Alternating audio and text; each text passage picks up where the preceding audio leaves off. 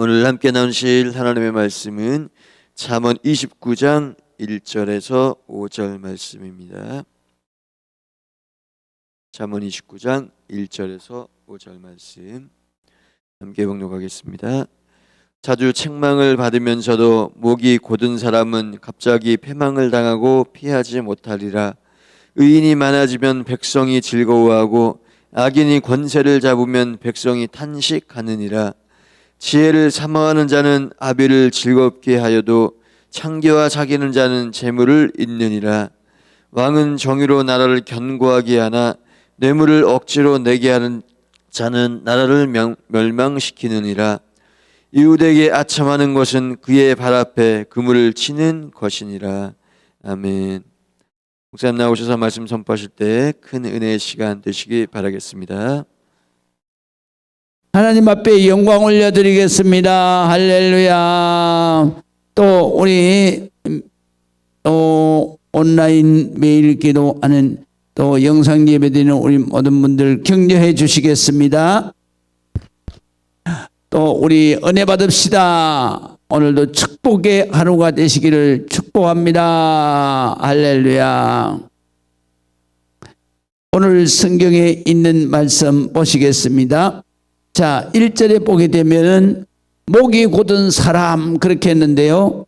우리말로 알 것 같으면 고집이 센 사람 이렇게 번역하면 아주 직선이 되겠습니다. 자, 한번 보시겠습니다. 자주 책망을 받으면서도 고집이 센 사람, 목이 곧은 사람은 갑자기 패망을 당하고 피하지 못하리라 그랬는데요.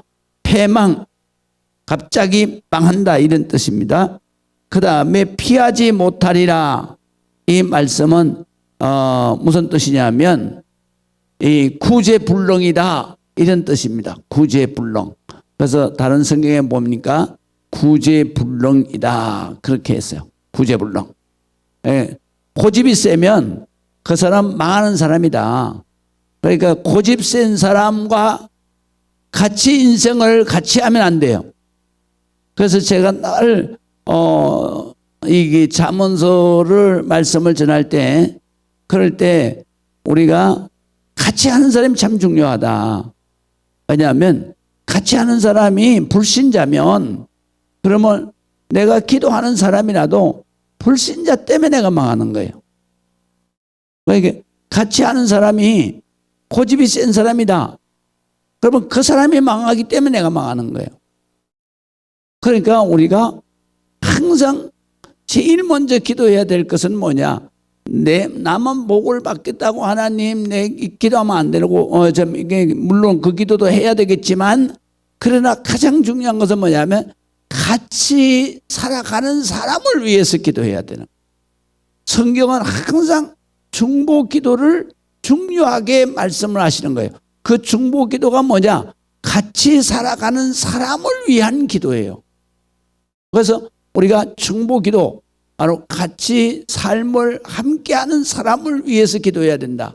그 사람이 믿음이 없다. 그 사람이 고집이 세다. 목이 곧은 백성이다. 갑자기 망하는 거예요. 그러면 갑자기 망하면 나는 또 어떻게 돼요?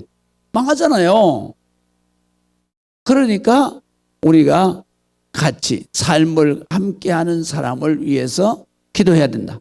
그 다음에 또 하나 있습니다. 삶을 같이 하는 사람은 누구예요? 가족이잖아요. 근데 가족 아니고 또 있어요. 가족 아니고 또 있는 뭐냐면 사업을 함께 하는 사람. 동업자죠. 그래서 성경에 보게 되면 원만하면 동업을 하지 마라라는 거예요. 왜 동업을 하지 마라 그러냐면 그러니까 믿음이 없는 사람은 망하기 때문에 그래서 동업을 하지 말라. 믿음이 없는 사람.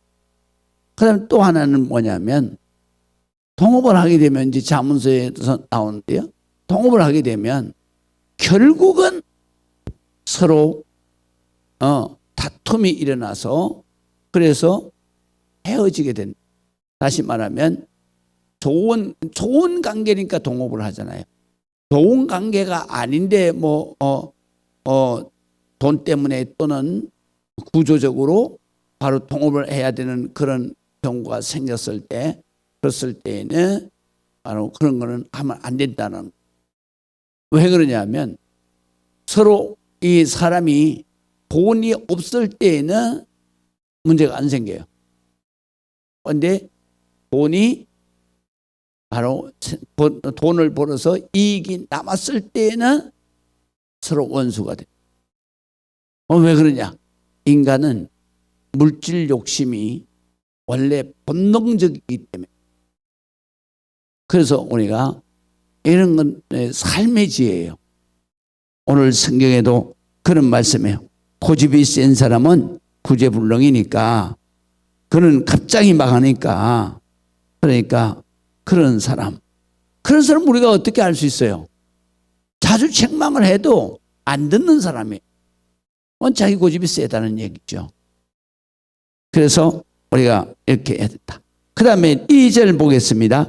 2절은 의인이 많아지면 이렇게 번역이 되어 있는데요. 사실은 의로운 사람이 권력을 잡으면, 이런 뜻이에요. 의로운 사람이 권력을 잡으면, 통치자가 되면 백성이 즐거워하고, 뒤에 구절이 이제 나오잖아요. 악한 사람이 권세를 잡으면 백성은 탄식한다. 그런 뜻이에요. 그러니까 우리가 의로운 사람이 권력을 잡아야, 그래야 백성이 행복해지는. 그런데 옛날에는 왕은 그러니까 백성이 원해서 왕이 되는 경우가 없잖아요. 대부분 다 바로 그 왕의 시족 국가부터 출발하니까, 그러니까 왕은 바로 세자에게 왕위를 물려주잖아요. 그렇기 때문에 이때는 정말 왕이, 의로운 왕이 세워지도록 우리가 기도해야 되는 그런 뜻입니다. 자, 그 다음에 3절 보겠습니다. 지혜를 사모하는 자는 아비를 즐겁게 하여도, 그랬는데요. 바로 자식이 지혜로워야 되고, 그 다음에 지혜를 사모한다는 얘기는 뭐예요? 지혜의 근본은 여호와를 경외함에 있으니까, 바로 지혜를 사모하는 자는 바로 하나님을 사모하고 하나님 앞에 예배하며, 그리고 하나님의 사랑을 받고 하나님을 사랑하는 사람, 그런 자식은 바로 부모가 즐겁다 이거요.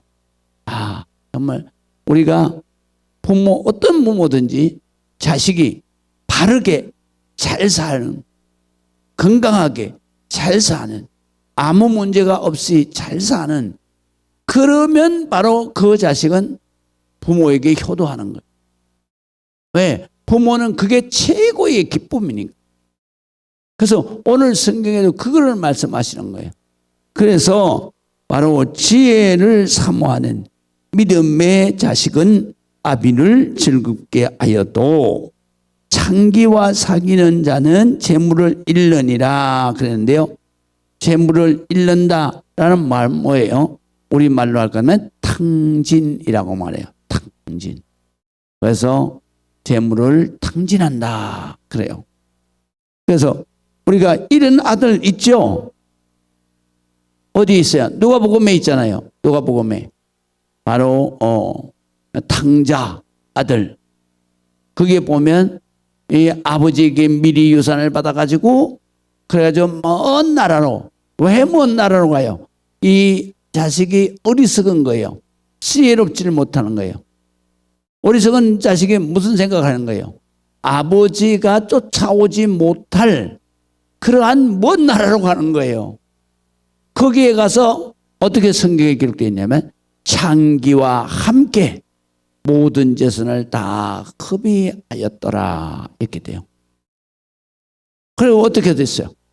또 그 해에 바로 가는 날이 장날이라고 그 해에 이 흉년이 들어서 먹을 것도 없게 되었고 그가 어떻게 먹고 살 수가 없으니까 농촌에서 돼지 키우는 집에 종으로 들어가서 그래서 자기가 목숨을 연명하고자 하지만 돼지가 먹는 지음 열매조차도 주인이 주지 않아서 배를 굶주리고 있을 때 아버지의 집이 생각이 난 아버지의 집에는 음식이 풍부한 종들이 얼마나 많은가. 그런데 아들이 나는 여기서 굶어 죽게 되었구나.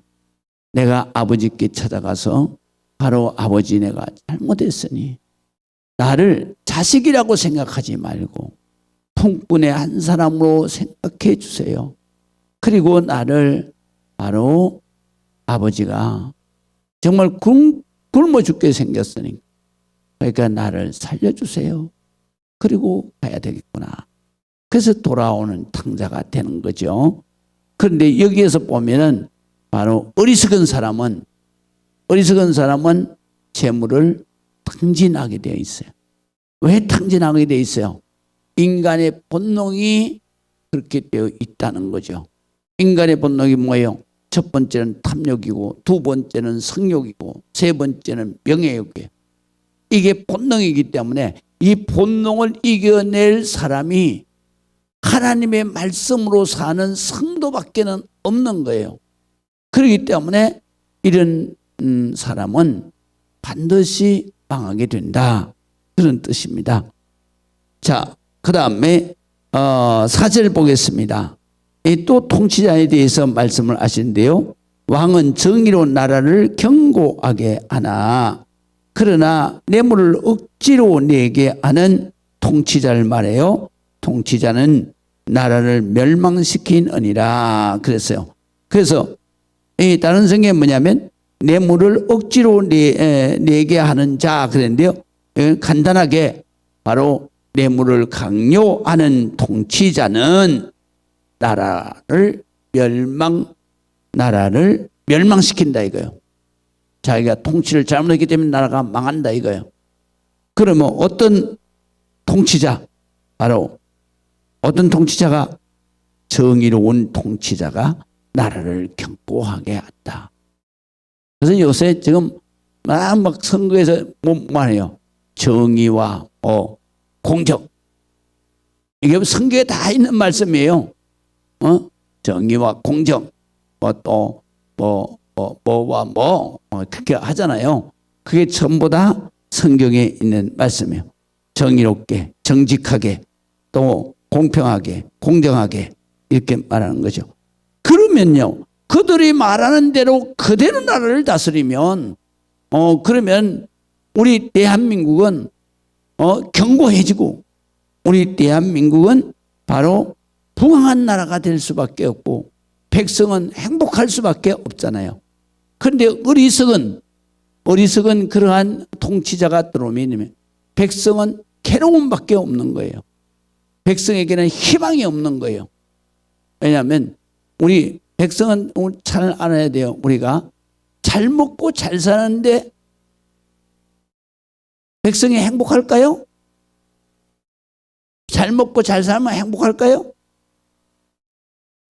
그렇지 않죠.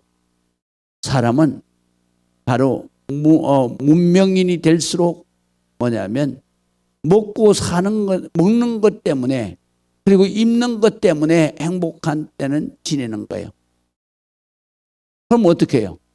바로 이 문명인이 될수록 자유함이 있어야 바로 행복해지는 거예요. 그래서 자유함이라고 하는 것은 마음의 자유함이에요. 그래서 마음의 자유함.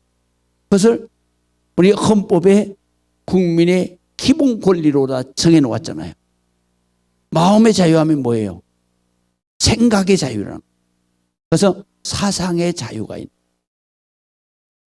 그래서 마음이 자유해야 그래야 행복한 거예요.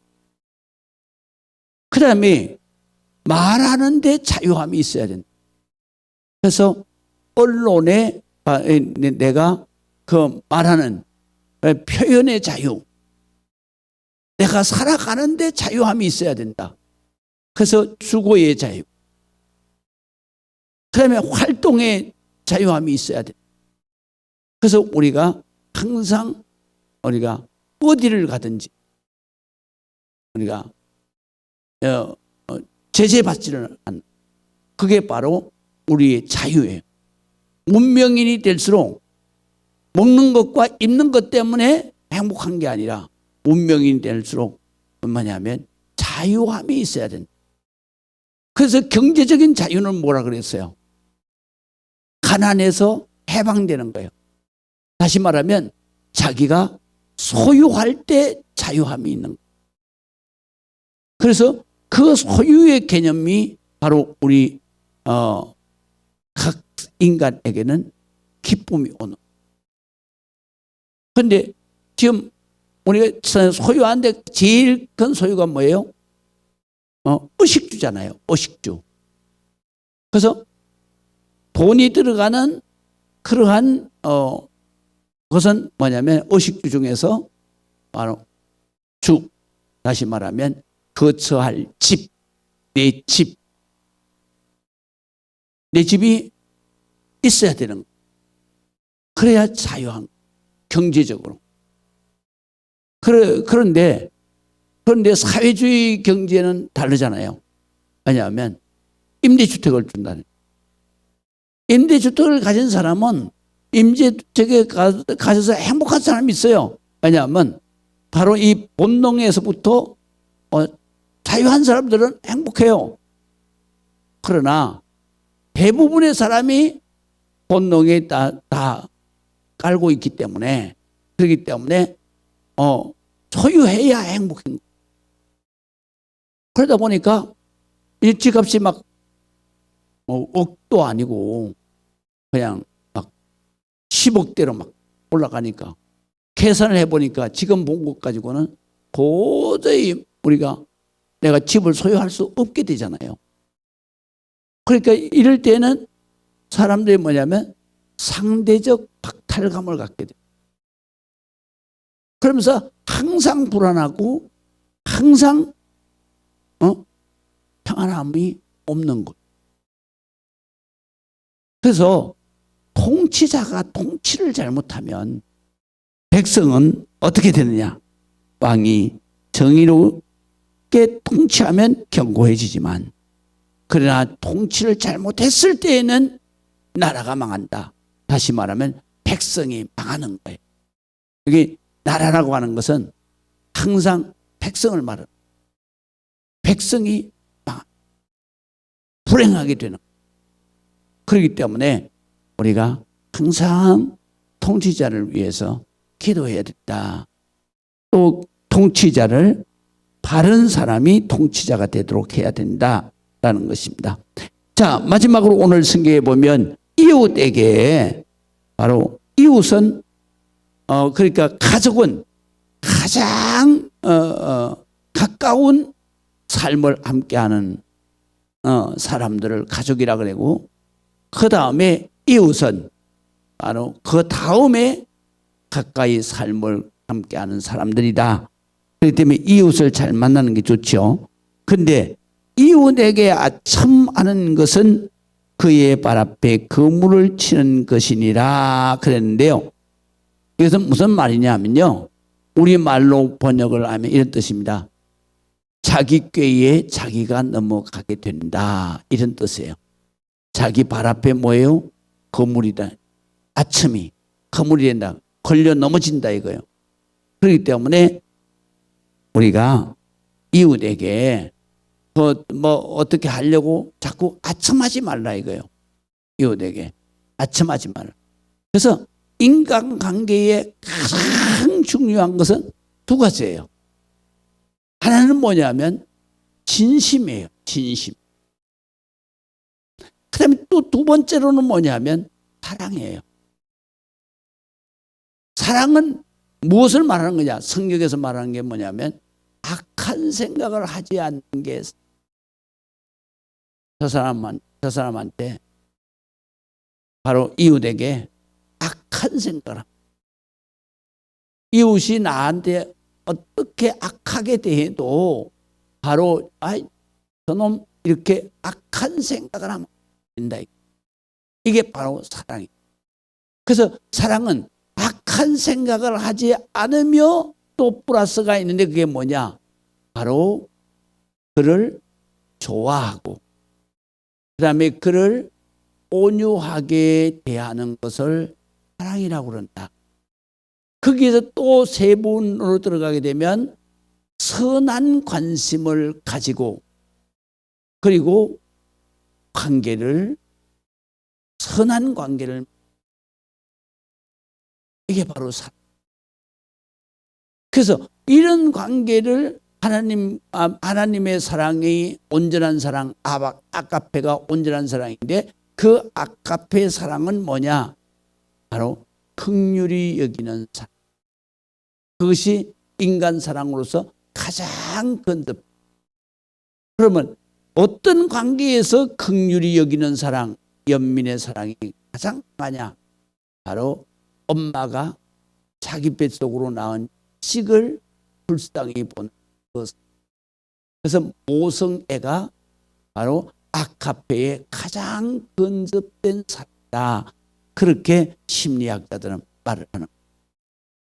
그러나 하나님의 그 긍휼히 여기는 사랑과 엄마의 긍휼히 여기는 사랑은 근접해는 있지만 하나님의 그 긍휼히 여기는 사랑에 우리가 엄마의 모성에도 따라갈 수가 없다. 그래서 아가페를 완전한 사랑이다. 그 완전한 사랑이 바로 이 땅에서 나타난 것이 뭐냐? 바로 예수 그리스도의 그 십자가의 사랑이다. 그 사랑을 한마디로 표현한 것이 바로 3장 요한복음 3장 16.